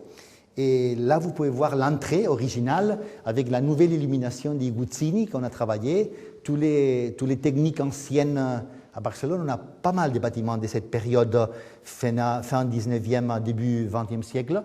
Et l'ascenseur qui est tout à fait transparent, qui permet de monter par là, par la cour, sans toucher ce qui serait la position plus logique au milieu de l'escalier, parce que je ne voulais pas couper la continuité de l'escalier presque en colimaçon, non? Et ici, ce que vous voyez là, on a creusé 60 cm pour permettre de construire une mezzanine ici, qui a fait que tous ces éléments que vous voyez là sont des éléments qu'on a ajoutés. On a supporté tous les bâtiments, on a coupé les poteaux, on a creusé, on a ajouté ces éléments d'ici parce que la colonne originale, le sol, niveau terre, arrivait jusqu'ici. On a fait ça comme c'était classique de toute la vie, on l'a laissé. On a fait comme le top, comme le gris top de mon ami que je t'expliquais, Cathy, en train de déjeuner. Et finalement, on a excavé et on a fait ça, non? Pareil, un autre bâtiment fait à Barcelone, c'est un bâtiment qui est un siège d'une consellerie de la Generalitat. J'essayais d'expliquer que le bâtiment était un bâtiment dans lequel on coupait, vous savez, Cerda avec les plans en angle à 45 degrés. Et j'essayais de montrer que l'angle, c'était comme une partie transparente parce que c'était l'époque, ça c'était un projet de l'année 91, c'était l'époque de la perestroïka de Gorbatchev, non? Et je voulais expliquer aux clients, qui étaient français aussi dans ces cas-là, que la façon que les architectes ont de faire une société plus transparente, c'est en créant des bâtiments plus transparents. Et parce que lui, il insistait toujours à faire des vitres cool light, réflectants. Et pour moi, ça a été trop ville nouvelle en France, que je n'aime pas du tout. Et à ce moment-là, j'essayais de trouver toujours la transparence de l'élément qui te permet de voir à l'intérieur toutes les choses, non? Vous voyez, le soir, tous les transparents du bâtiment et toute la partie postérieure qui a été faite avec des lames de ces messieurs que je ne vais pas répéter les noms parce que c'est la publicité directe. Et à ce moment-là, bon, c'était les coursives qui permettent d'un côté nettoyer les verres et de l'autre côté faire un contrôle solaire très clair de ce qui est la partie orientée sud-ouest du bâtiment. Non? C'est vrai parce que maintenant en France, vous parlez beaucoup des bâtiments HQE, du développement durable, de la double peau, de tous ces éléments, mais ça, que je l'ai appris travaillant avec Coderc, c'est une chose que les bonnes architectures, on essaye de l'incorporer. Maintenant, on donne un adjectif qualificatif, non? Mais je crois que si on me doit choisir, dites-moi une photo de toutes vos productions, pour moi, ça c'est la photo de l'agence. C'est une photo qui est abstracte, absolument contemporaine, moderne, mais en même temps, c'est double peau, c'est écologique, c'est méditerranéen, c'est un Porsche, ça fait partie de toute la tradition méditerranéenne. Et pour moi, ça, c'est la photo de tout ce que nous on a construit que j'aime la plus. Et même la porte d'entrée au bâtiment, c'est une histoire avec des portes coulissantes. Ici, au lieu de mettre un coco, il y avait tout un jeu de coco. Et là, vous voyez un peu les bâtiments. Ici, on avait toute la cour d'îlot. Les cours d'îlot à Barcelone, ça fait 50 par 50. C'est 2500 mètres carrés à peu près qui appartenaient au bâtiment. Et on a décidé de faire une horloge végétale. Ça fait qu'on a planté des plantes, des tipuanas, des mimosas, des jacarandas, qui fleurissent en janvier, en mars, en avril, en mai. Ça fait que tous les mois, tu as une ligne avec des fleurs qui te permet de savoir si tu es mois de mai, mois de janvier. Je sais que tout le monde le sait, mais ce sont des choses que les architectes, quelquefois, on a besoin de faire pour ne pas s'ennuyer, non? Cette histoire de s'ennuyer ou pas, c'est une histoire qui est assez intéressante parce que je me rappelle au Mexique, je suis allé faire un cours il y a 2 ans, et on m'a expliqué une histoire d'un artisan qui faisait des chaises. Non? Il y avait un Américain qui est allé là et il a beaucoup aimé une chaise qu'il faisait à la main. Il lui a dit combien ça coûte? Il lui a dit 40 pesos, señor. 40 pesos, il a dit si je lui demande 10 chaises pour mon salon à Californie, ça sera 400, mais sûrement il va me faire un bon prix, il va le laisser pour 300. Il lui a dit, si je vous demande 10 chaises pareilles, combien est-ce que ça va me coûter? Il lui a dit 800 pesos, monsieur. Non, vous êtes un très bon artisan, mais un très mauvais mathématique. Parce que s'il y a une chaise qui coûte 40, 10 chaises, maximum serait 400, jamais 800. Et lui, il a dit, qui est-ce qui va me payer la nuit de faire 10 chaises pareilles? Vous avez compris? Parce que comme vous ne riez pas, je dis, ils n'ont pas compris. Non, je dis, c'est important de voir qui est-ce qui te paye à toi la nuit de refaire un même projet, toujours le même projet. J'essaie toujours de faire des choses différentes, non? Ça, c'est notre bâtiment, on a gardé la façade sur la diagonale, mais par contre, l'escalier original qui était ici, on l'a déplacé de l'autre côté. On a fait une peau en inox de tous ces cours antérieurs. On a convaincu la propriété pour changer et perdre pas mal de mètres carrés au lieu, parce que je lui disais que c'est pas mal l'histoire de perdre des mètres carrés de surface et gagner des mètres cubiques d'air et de lumière. Parce que l'architecture, il faut toujours l'avoir en 3 dimensions, pas en 2 dimensions. J'habite à une maison qui a 4,5 mètres de plancher à plancher, qui te permet d'avoir un air qui n'est pas la même chose d'avoir une maison de 2,50 mètres qui ne te donne pas de l'air comme ça, non? Finalement, ici, à l'intérieur, on a fait des ascenseurs panoramiques, on a planté des énormes bambous, d'une bambousserie de Nice avec laquelle je travaille habituellement. Et là, vous voyez l'intérieur du bâtiment.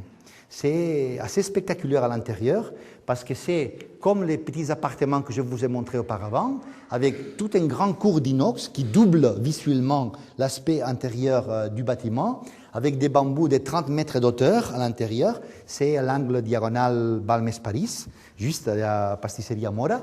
Vous voyez tout l'intérieur avec les étoiles, c'est assez intéressant. Pensez que les lumières sont comme des étoiles artificielles aussi.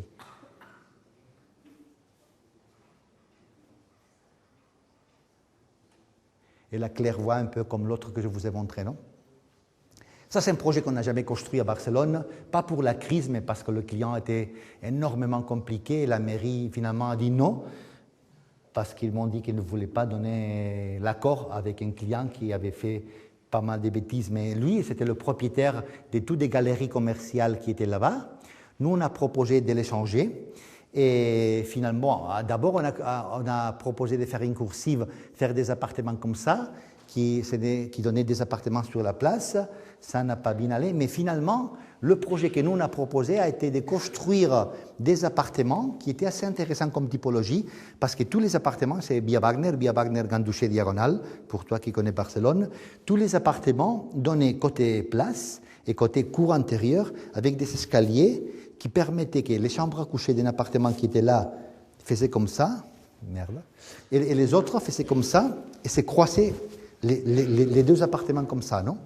Ça nous permettait surtout, bon, sur les façades, il y avait tout un jeu de volume qui sortait pour donner une richesse à la façade du bâtiment, mais ce qui était intéressant, c'était de voir, vous voyez la coupe, un appartement faisait comme ça, un autre faisait comme ça, tout était relié les uns avec les autres, et ça permettait que tous les appartements, même les appartements qui avaient de ce jour en rez-de-chaussée, d'ici, il n'y avait qu'un escalier pour sortir à la terrasse avec une petite piscine pour tous les 4 appartements. C'était avoir un petit chalet avec une piscine à Diagonal Ganduché, à Barcelone. Là, vous pouvez voir la maquette des appartements avec la relation entre eux. Cet appartement qui sortait par là, il avait le séjour de l'autre côté, et ça, c'était aussi à l'inverse. Et ça, quelques images de la façade qu'on proposait.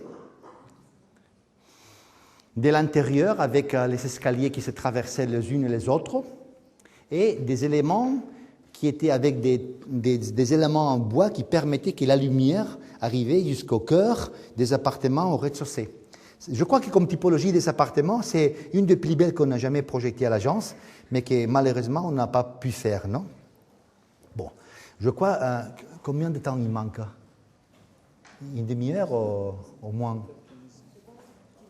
Une petite demi-heure. Bon, je vais passer tout rapidement je disais périmètre intérieur, quelques projets d'intérieur qu'on a fait pour des maisons, mais que je vous les passe comme ça parce que je préfère vous expliquer une autre chose. Bon, ça c'est une histoire, bon non, ça il faut que je vous l'explique parce que quand même, c'est un triplex, un appartement à 3 étages dans le centre de Barcelone, qui est le ravalement intérieur,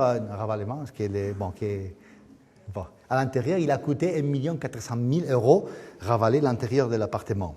C'est un mec pour lequel on a fait un gros projet à l'époque, on faisait confiance de 11 000 habitations au Brésil. C'est un mec de Barcelone qui a gagné 8 000 millions de pesetas, c'est 5 000 millions d'euros, énorme, en 3 jours quand il a vendu les 50% des actions en bourse de sa propriété, mais qui dans un an, il a perdu 14 000 millions de pesetas. C'est des choses que je n'arriverai jamais à comprendre, parce que si toi, gagner 8 000 millions de pesetas, c'est bon, hein, mais perdre 14 000, c'est vraiment être idiote, parce que déjà tu gagnes ça, et bon, c'est igual. En tout cas, on a fait tous les projets avec des pièces de onyx et de marbre, avec des mesures de 6 mètres par 4 mètres qu'on a porté des Landes, qu'on a coupé la rue pour les monter. On a fait un ascenseur panoramique. On a intégré toute l'illumination dedans tous les murs en onyx pour faire que l'onyx devienne une lampe le soir. Toute la cuisine était boule taube suspendue, que la cuisine était bon, énormément cher avec tous les éléments comme ça que vous pouvez voir. Mais le problème, c'est qu'on a fait un système de domotique si compliqué avec la musique qui était reconnaissée par la température corporelle des personnes qui rentraient, parce que le client me disait, tu sais Octavio, c'est ces petites choses qui donnent la vie, la qualité, c'est les petites choses qui donnent le grand confort. Et j'essayais toujours de lui dire, tu te trompes Joanne, tu te trompes, ce sont les grandes choses qui donnent le grand confort. Les petites choses ne donnent que des petits conforts. Parce que lui, toujours, il pensait qu'avec ces éléments domotiques extraordinaires, la vie serait beaucoup plus facile. Et finalement, il n'a jamais su faire fonctionner la domotique. Il continue toujours à coucher avec un appareil radio comme celle que j'ai maintenant, avec le bouton à l'oreille, pour écouter si le Barça a gagné ou a perdu le match. Parce que ça, il comprend. Mais toute la technologie des boutons, il ne comprend rien du tout. Et il dit que le bâtiment est emmerdant, qu'il est très froid, qu'il est très moderne. Avec sa femme, on a choisi tous les éléments qui étaient le plus chers. Parce que l'idée, c'était, ça c'est le plus cher, d'accord, je veux. Parce que ça, il n'y a personne qui peut se payer, moi je me le paye, non? Et quand tu vois des gens qui fonctionnent comme ça, ils seront toujours complètement en plus des ignorants, des gens qui n'auront pas de bonheur jamais. Bon, le vestiaire, la piscine couverte qui pouvait s'ouvrir, se fermer sur les bâtiments, énormément compliqué. Tous les procès, parce que imagine, dans la partie plus chère de Barcelone, négocier une piscine sur un bâtiment avec 30 familles qui habitent dans un appartement, qui disent que ça va creuler, ça va tomber à l'intérieur, tal. Finalement, comme c'est une partie où il y a pas mal de bars, des nanas, des prostituées, la Calle Ribau, la partie de Barcelone, et la maison, il y avait pas mal de chambres, des salles de bain, des jacuzzis, des piscines couvertes. Il pensait qu'il était une maison de prostituées, de luxe. Et finalement, je dis, monsieur, venir à la réunion pour parler avec les voisins, avec sa femme et les filles, pour voir qu'ils étaient une famille normale. Ils ont pensé que la dame était la madame. Et à ce moment, il a été énormément compliqué avec les voisins, expliquer des choses que... Bah.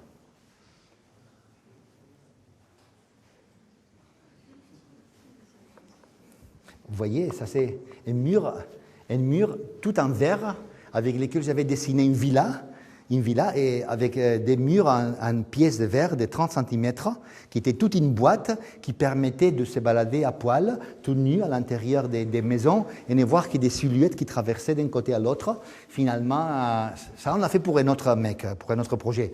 Le propriétaire nous a dit oublie ça. Aucun intérêt à voir moi-même de l'autre côté et ma femme, je ne vois pas qu'on la voit, c'est la tradition locale. Ma femme est à moi et à ce moment-là, j'avais vraiment envie d'essayer ça et je l'ai fait dans la salle de bain d'une autre chose parce que quelquefois les projets sont des petites maquettes d'autres projets que tu fais, non? Bon, ce sont des maisons en construction que j'ai maintenant. Ça, c'est des photos que j'ai prises la semaine dernière, la cour avec la piscine qu'on va faire à côté d'un bâtiment. On a commencé à démolir toutes les vieilles choses. C'est une maison entre des 4,5 mètres de largeur. On va faire une maison individuelle pour une dame qui a arrêté le projet parce qu'il voulait faire 2 appartements pour lui et pour son fils. Son fils est allé faire un master aux États-Unis. Il est devenu amoureuse d'une fille aux États-Unis. Et maintenant, il reste aux États-Unis. Et à ce moment-là, elle a arrêté le projet parce que Borja ne veut venir à Barcelone, elle est avec une maîtresse américaine, et à ce moment-là, elle a arrêté le projet.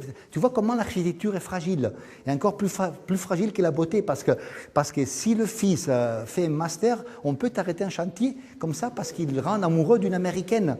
Parce qu'en plus, tu imagines, si l'américaine vient, il a un garçon, encore, ils vont divorcer, et j'aurai l'américaine avec le garçon, et mon fils devra partir, non ? Si déjà tu commences à voir la vie avec l'histoire de l'américaine, je lui proposais à la femme de laisser tout ça ouvert comme une sorte d'umbraculo, mais il n'a pas accepté. On va fermer le bâtiment. Et ici aussi, c'était à la Carré Girona, un autre appartement qu'on est en train de faire, dans lequel on a dessiné un appartement qui donne à 2 côtés. On a dessiné un jardin japonais sur la toiture, qui est tout ça. Que ça, on est en train de le construire. C'est un des projets qui s'est arrêté, mais qu'on va le faire, non? Bueno, parce qu'il y a 3 projets. Ça, c'est le Chies d'Immobiliaria Colonial. C'est un bâtiment de 19 600 mètres carrés qu'on a fait à Ribau, Barcelone. Il a 15 étages. Et c'est un bâtiment dans lequel on a dessiné les claire-voies, on a dessiné les comptoirs, les escaliers, tous ces éléments en verre qui passent à travers le trou de l'escalier d'un côté à l'autre, non? Les cloisons qui se transforment en table pour travailler, ça on l'a ajouté après parce que la fille qui travaillait là disait que tout le monde lui regardait les jambes. Mais je lui dis de venir en pantalon, mais elle m'a dit non, change le design, et j'ai changé le design. On a dessiné la table, on a dessiné tout ça avec des structures qui descendent. C'est un siège d'une des compagnies les plus importantes de Barcelone, non? Et ça, je vous montre le 2 sièges de la Mutua Madrileña. Une à Barcelone, à côté des places de la Catalogne. La Mutua Madrileña, il a acheté cet immeuble de 3500 mètres carrés.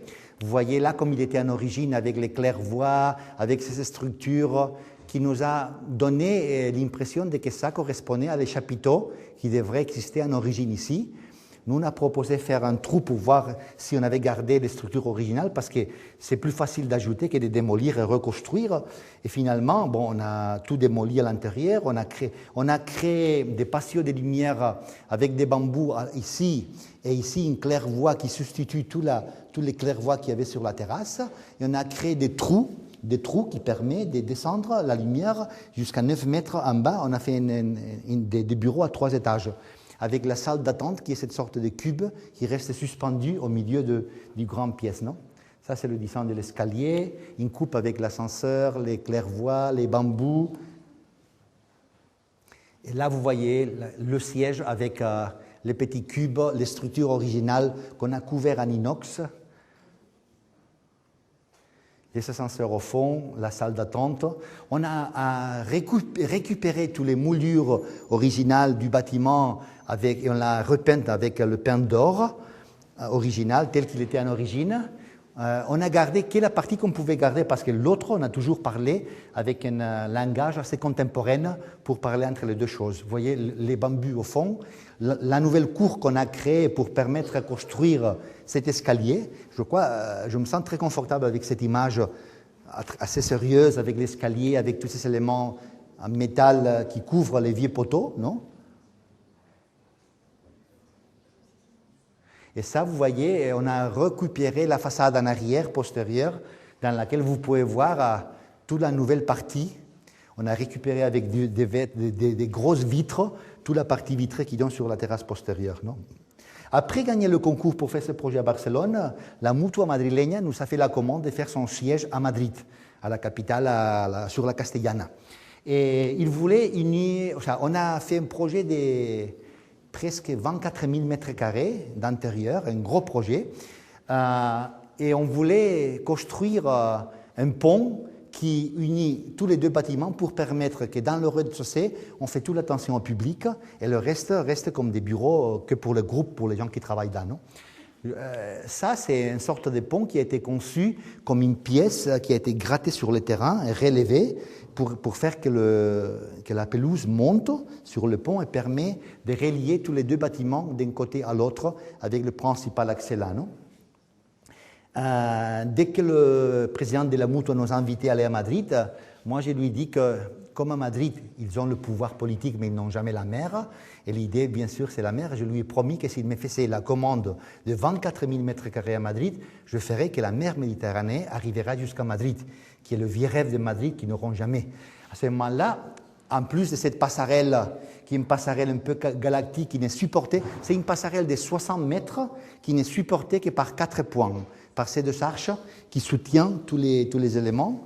Vous voyez à l'intérieur, on a respecté les arbres originaux qu'il y avait, qui existaient. Et là, c'est la passerelle intérieure qui communique les deux bâtiments sur la Castellana.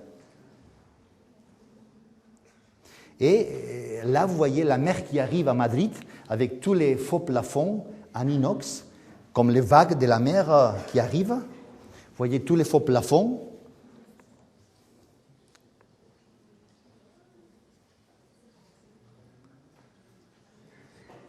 Et même quelques de ces vagues sortent à l'extérieur comme si c'était un tsunami, comme une sorte de langue comme quand on mange une glace qui te permet de rentrer dans le bâtiment. Non? Bon, juste pour finir, je voudrais vous montrer 2 projets d'intérieur qu'on a fait sur 2 centres commerciaux à Barcelone. La Illa Diagonal, c'est un centre commercial qui a fait Rafael Moneo, qui est le plus beau, le plus grand centre commercial qui était à l'origine. C'était le premier mall qui a été construit aux années 83, juste après les Jeux Olympiques à l'inauguration. C'est un bâtiment de 350 mètres de longueur. On l'appelle le gratte-ciel tombé parce que c'est un gratte-sol. Ce n'est pas un gratte-ciel, c'est un gratte-sol parce qu'il est juste étendu à côté du sol. Non? Et bon, ça c'est le bâtiment original de Moneo. Moneo, il avait dessiné des lampes ici avec des éléments que je crois qui étaient un peu caldaires, mais qui n'étaient pas trop bien pensés. Mais avec ces lumières-là, qu'on rigolait toujours avec les gens de l'agence, parce que je voulais éliminer ça, parce que je disais que c'était les couilles de Moneo qui étaient là contre les faux plafonds. Non? Et je dis, je suis sûr que Moneo, il n'aurait jamais décidé de faire ce type d'éléments, parce que c'était un peu avec les couleurs, un peu trop naïf, un peu trop centre commercial. Non? Bon, d'abord, les gens ont convoqué un concours pour dessiner l'image antérieure. Ça, on l'a préparé en 3 semaines. On a mis des belles fils parce qu'on n'avait pas trop pensé à l'architecture. Finalement, on savait que tous les jurys étaient des hommes, mais finalement, c'était une femme qui décidait. Je dis merde. Non, mais bon, finalement, on a gagné ce concours. On a ravalé toute l'image des... C'est un projet de 22 000 mètres carrés de centre commercial qu'on a ravalé. Qu'on a rénové. Et bon, on a commencé à jouer avec le sol. Il y avait des pièces qui étaient cassées qu'on a substituées par des pièces en marbre. On a dessiné des éléments luminiques de 300 mètres de longueur qui traversent tous les centres commerciaux d'un côté à l'autre. Parce que comme il y a une rue qui traverse, je disais toujours qu'il fallait coudre la blessure, non? Comme c'était une blessure du bâtiment, qu'il fallait le coudre d'un côté à l'autre, non?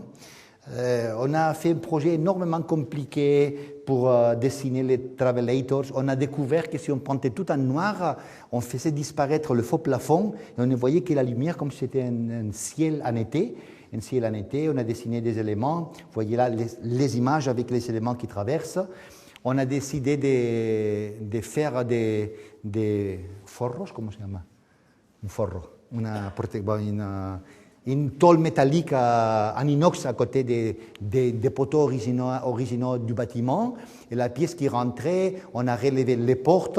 Bon, vraiment, on a tout changé de l'intérieur. On a intégré la climatisation dedans les portes qui ont passé de 2,2 m à 2,80 m pour donner beaucoup plus de transparence au centre commercial. Et une chose qui est drôle, c'est de voir comment tu projettes, tu dessines. Et finalement, c'était un projet qu'on a fait sur mesure parce qu'on a gagné un concours. Et vraiment, ça c'est un projet, on a commencé à construire parce qu'il fallait faire. Ça fait qu'on allait sur les chantiers tous les nuits parce que le centre n'a pas fermé un seul jour. On travaillait de 10 h du soir à 5 h du matin. Et à 10 h du matin, on avait la réunion de chantier avec les propriétaires. Ça fait qu'il a été 3 ans d'un travail énorme, très bien payé, il faut le dire aussi. Ça aide quelquefois. Et bon, finalement, on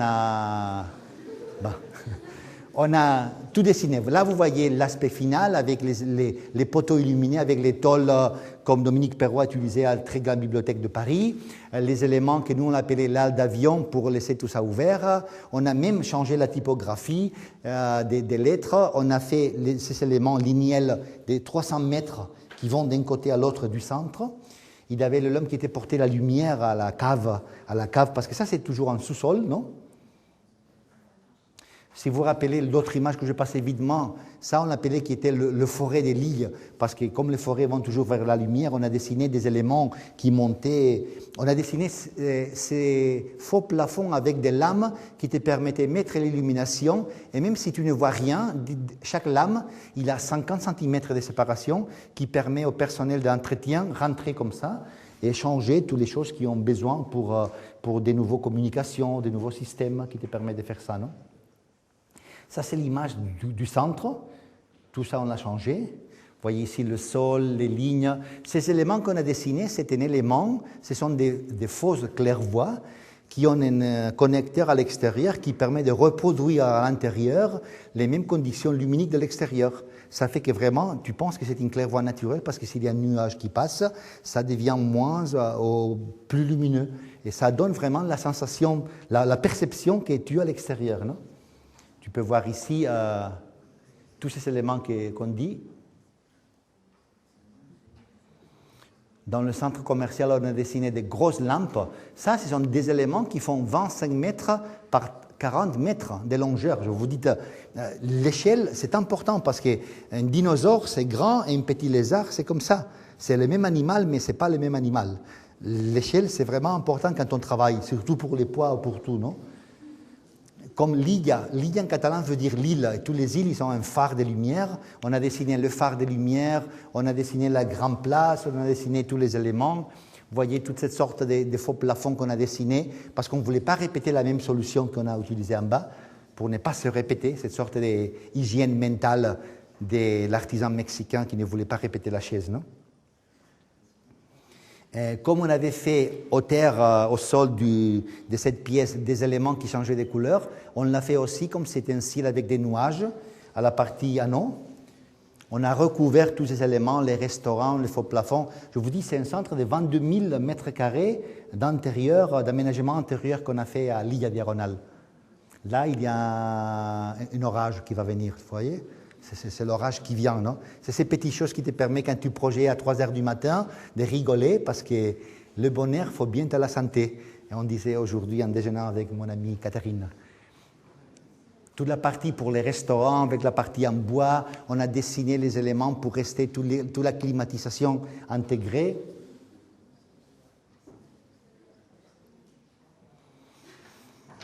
Et sûrement, je crois que c'est la chose la plus poétique que j'ai fait à ma vie. D'ici à là, il y a 300 mètres de longueur, comme je vous dis. Et le propriétaire du centre commercial, après faire tous les ravalements, il m'a dit « Octavio, on a fait un centre magnifique, tout le monde est content, mais on a un parking qui est vulgaire, un parking, c'est un parking. Qu'est-ce que tu penses qu'on peut faire dans le parking ?» Et à ce moment-là, comme il y avait différents accès, je finis tout de suite, sinon je vous fais comme ça. Comme il y a des divers accès un peu partout, j'essayais de me dire moi-même qu'est-ce que c'est une île? Qu'est-ce qu'il y a dans une île? Dans une île, il y a végétation luxurieuse, des bambous magnifiques, des cascades d'eau, des plages, des reflets de lumière, toutes ces choses qu'on imagine une île. J'imagine à Grenoble en hiver, on pense une île aux Caraïbes, non, tout ça. Qu'est-ce que c'est une île, non? Et ce qu'on a dessiné, nous, on a essayé de dire, dans ces trous qui a 30 mètres de diamètre par 30 mètres d'auteur, 30 mètres, c'est une maison de 10 étages, pour voir un peu les dimensions. J'ai proposé à la propriété de peindre tout en noir, et à ce moment-là, dissigner une lampe avec 12 000 pièces de cuivre qui ne seront illuminées que par les lampadaires, que par les phares des voitures qui vont passer. Ça fait que quand il n'y a pas de voiture, il n'y a pas de lumière. Mais s'il n'y a pas de voiture, on n'a pas besoin de lumière. La lumière, on a besoin quand il passe les voitures. Ça, c'est l'image 3D qu'on a générée de ces grands trous qu'on appelait des Big One parce que c'est le grand trou qu'il y a dans le centre. Et cette image qu'on pouvait voir avec ces éléments qui vont descendre. D'autres, il a été transformé avec des cascades d'eau. Comme les cascades d'eau, c'était impossible de les régler à 25 ou 28 mètres d'auteur, on a décidé de les transformer avec des cascades de fibres optiques. Non? Mais ça, si une c'était la lumière, ça c'était l'eau. L'eau avec cet effet de cascade qu'on voulait faire. Non?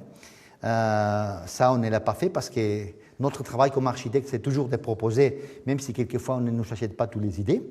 Et dans une autre des trous, je voulais faire des bambous de couleur.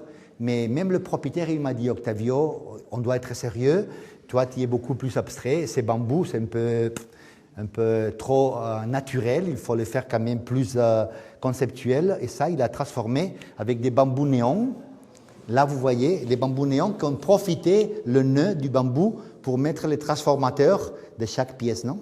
Et ces choses que vous voyez là en dessinant, et là, c'est le dernier des accès dans lequel je voulais faire une cascade d'eau qui faisait du bruit, du vrai eau, et en même temps permettre de recouvrir tout ça en inox qui permet quand on sort, avoir la sensation qu'on sorte dessous de la mer pour sortir à l'extérieur. Non? Ces idées poétiques que quelquefois on fait quand on pense, bon, là vous voyez des images théoriques, quand on les voit, ça c'est l'image réelle. Mais ça, il a été très compliqué de faire parce que le client me disait combien ça coûte. Je n'avais aucune idée parce que je sais combien ça coûte le mètre carré d'un bureau, d'un appartement. Mais faire une sculpture avec 12 000 pièces de cuivre, avec des éléments, chaque portion de ça faisait 15 mètres de longueur, des triangles avec une pièce en inox qui devait être suspendue, qui chaque pesait 7 tonnes. Vraiment, quand tu commences à voir ces idées de poids, il fallait mettre des grues pour faire entrer les pièces. C'était vraiment comme des grosses sculptures de Richard Serra ou des choses comme ça qui m'ont permis de faire ce sont des photos réelles, ce ne sont pas des 3D. Ça fait que, avec les images en noir, ça c'est les images des cascades d'eau, mais qui a été transformées en fibre optique. Et ce sont les vrais bambous de couleur qu'on a construits au centre. Non? Ça fait que vraiment, on arrive à maîtriser pas mal avec les 3D, les images qu'on veut offrir à la propriété. Et ça, c'est la vraie cascade d'eau qui se reflète sous le sous-plafond et qui te permet, quand tu sortes du centre commercial, avoir le bruit de l'eau et le réflexe sur toi qui te permet de dire que tu sortes de la profondeur marine. Non? Et là, pour finir déjà, c'est le dernier projet que je vous montre. C'est un centre commercial de bureaux qui est à Barcelone. Ils ont convoqué un concours pour avaler les 3500-3600 mètres carrés qui sont en bas. Surtout, ce qui était très important, c'était de travailler sur la cour intérieure qui était là. Et bien sûr, pour eux, c'était aussi très important de ne pas fermer un seul jour, parce qu'un centre commercial, s'il ferme, il faut qu'il paye pas mal d'argent à tous les gens qui travaillent dans le centre commercial. Ça fait qu'on travaillait toujours que les nuits, bien ça, on est habitué. À Barcelone, on travaille les nuits. On habite les nuits, on travaille les nuits. Et on a travaillé avec un matériel qui s'appelle, je ne me rappelle plus, c'est un matériel italien, mais nous, en espagnol, on copie bien, on fait mieux, il est plus bon marché, qui s'appelle Laminam. Laminam, c'est un matériel italien qui fait des pièces de 3 mètres par 1 mètre et 3 mm d'épaisseur, et qui est céramique et qui permet, comme si c'était une gomme Pirelli, de la surposer directement sur le granit original du centre. Ça permettait de faire 130 mètres tous les nuits, sans avoir de toucher une seule porte, un seul élément qui existait dans le bâtiment, et garder tout l'argent qu'on avait, parce qu'on avait très peu d'argent pour faire cette réforme, ce n'est pas lit à diagonale, qui est dans des jeux de lumière que vous allez voir. Bon, je vous montre l'image du concours un peu vite, mais ça c'était l'idée, non? L'idée c'était de transformer cet espace central en éliminant une lampadaire qui était horrible. Ici, de vieux architectes qui ont fait ça, avec des poteaux, avec toutes sortes de conneries, années 80, avec des lettres, avec comme ça, moderne à l'ancienne. Et nous, on proposait de créer ici un élément qui faisait 12 par 12, c'est 150 mètres, comme une grande lampadaire qui change de couleur, avec des éléments, transformer ces poteaux en des poteaux de lumière, et comme tous les restes seraient habillés en noir, l'idée de la lumière deviendrait beaucoup plus intense. On a dessiné cette lettre. Ce sont des lettres que, même si vous ne voyez pas qu'ils sont trop grands, sont des lettres qui font 2,40 m par 2,40 m. Quand je suis allé à l'atelier voir comment ils les construisaient, c'était beaucoup plus grand que moi, les lettres. Non? Vous voyez là, les lettres changent de couleur avec cette technologie RGB des LEDs qui peut changer de couleur. Et on a peint tous les poteaux en noir, tous ces poteaux-là que vous voyez là. Parce que moi, je disais que ces poteaux en blanc, c'était comme si un mec, il est nu, on voit les chaussettes, non? C'est pas trop beau. Ça fait que je voulais peindre en noir pour éviter de voir ça, non? Et ça, ce sont déjà des images du bâtiment fini. C'est beaucoup plus fashion, hein? C'est beaucoup plus cool, beaucoup plus... avec la lumière change avec la musique. On a la grosse lampadaire avec la même technologie qu'on a essayé là en petit. Mais on ne voulait pas faire le même projet parce qu'il fallait faire différent. Non? Tout on a habillé en noir, comme les architectes violateurs. Et tous les éléments des poteaux de 12 mètres d'auteur, avec un élément qui s'appelle abet laminatis, qui permet de changer la lumière sans voir les LEDs qui sont à la partie postérieure. Non? Ça peut vous permettre des images de comment le lampadaire change de couleur. Et vous voyez là tous les poteaux libres de 12 mètres d'auteur, qui sont comme des lignes qui soulignent l'espace central et qui changent de couleur continuellement. Non? Je crois que c'est une intervention beaucoup plus petite que l'autre, mais c'est une intervention très très fashion qui nous a après apporté pas mal de clients qui ont vu ça et on nous a dit on veut qu'on fasse une chose comme ça, et je leur dis toujours oui, si vous me permettez de les faire différentes. Bon, je ne vais pas trop continuer parce que maintenant, on nous a fait la commande de faire des protections solaires ici, parce qu'avec la crise, quand il n'y a pas de crise, on fait le centre commercial, mais avec la crise, on fait les protections solaires pour la place. Mais quand même, c'est toujours du travail, et j'espère que ça peut vous donner une idée de comment, quelquefois, on peut se confronter avec l'histoire, avec les gens qui nous ont précédés, et surtout essayer de donner une réponse toujours différente, toujours, si possible, mieux, parce que faire différent, c'est facile si on fait mal. Mais essayer de faire bien et différent, c'est toujours pas évident. Et surtout, vous transmettre à vous, étudiants, la passion d'un boulot qui est magnifique, qui n'est pas facile, mais qui est passionnant et qui doit vous permettre de survivre quand même dans ces mondes complexes dans lesquels vous allez habiter. Merci bien.